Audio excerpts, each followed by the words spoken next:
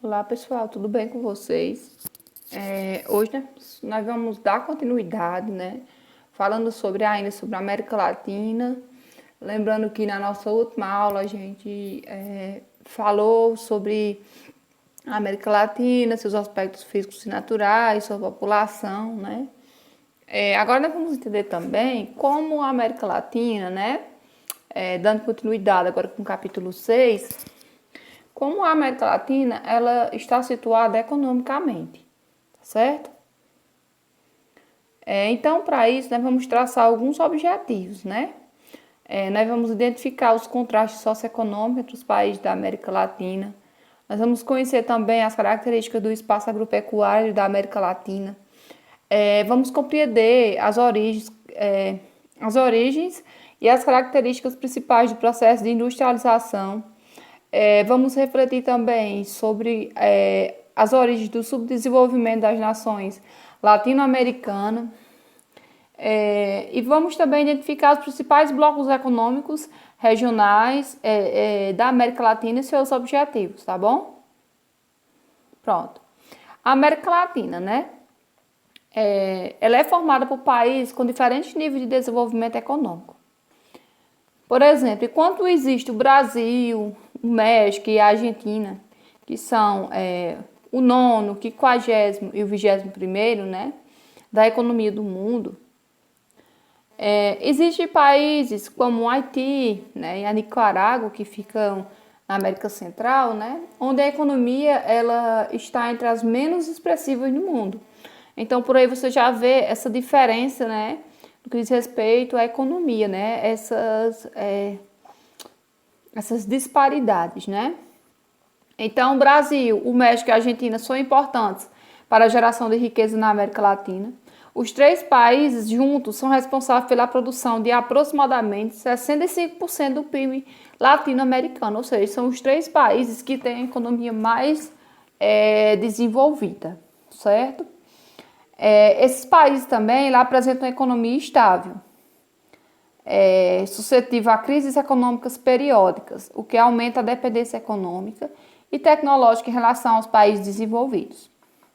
Outro aspecto também marcante é a presença de salários baixos para a maioria da população e a informalidade no mercado de trabalho.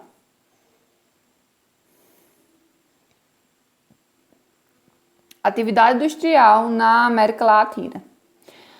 Grande parte dos países latino-americanos ele possui sua exportação baseada na atividade agropecuária e na exploração mineral, ou seja, na produção de produtos primários.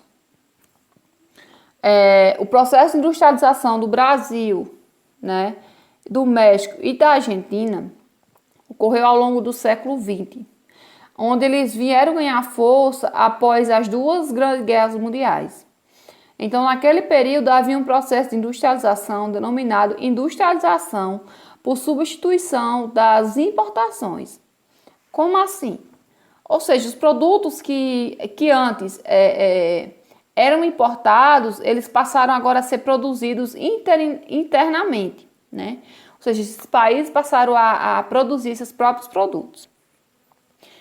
No início, a produção industrial dos países subdesenvolvidos, ela foi baseada em bens de consumo, como calçados, tecidos e alimentícios. Tanto a industrialização brasileira como a argentina e também a mexicana, elas tiveram uma intervenção direta do Estado. Ou seja, essa participação, né, do Estado, ela envolveu incentivos, né, a esse desenvolvimento industrial, nacionais e financeiro de infraestrutura, primas e produtos industrializados, e também da hidrelétrica para a produção de energia necessária para o funcionamento das fábricas. Além de promover também, né, o desenvolvimento da indústria nacional, onde cada estado também ele incentivou essa entrada, né, das multinacionais em seus respectivos países. Ou seja, as multinacionais, elas viam a industrialização das nações subdesenvolvidas duas importantes vantagens. Primeiramente, né? Essas multinacionais tinham como um dos fatores que ele achava vantajoso nesses países,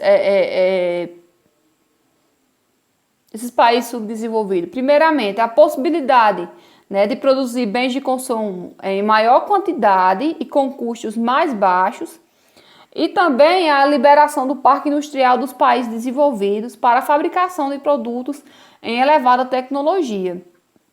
Então, aqui ao lado você pode ver o seguinte: os países latino-americanos, né, o processo de industrialização ele ocorreu diferente com relação aos Estados Unidos e o Canadá. Ou seja, nos países latino-americanos a industrialização ela foi tardia. O processo de colonização, como eu já disse bem na aula anterior, ele se deu de forma como uma colônia de exploração. E a questão da exportação foram os gêneros alimentícios, né? E os estados econômicos eram subdesenvolvidos e alguns emergentes. Já no que diz respeito à economia agrária da América Latina, a economia agrária da América Latina ela inclui essencialmente países subdesenvolvidos. De maneira geral, é pouco industrializado, ficando sua economia subordinada à agropecuária e à mineração.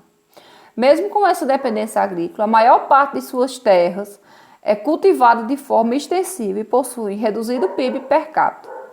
A organização atual do espaço agrário na América Latina ela possui raiz em seu processo colonial, né? Onde o interesse dos colonizadores, eles eram essencialmente formar colônia de exploração, né?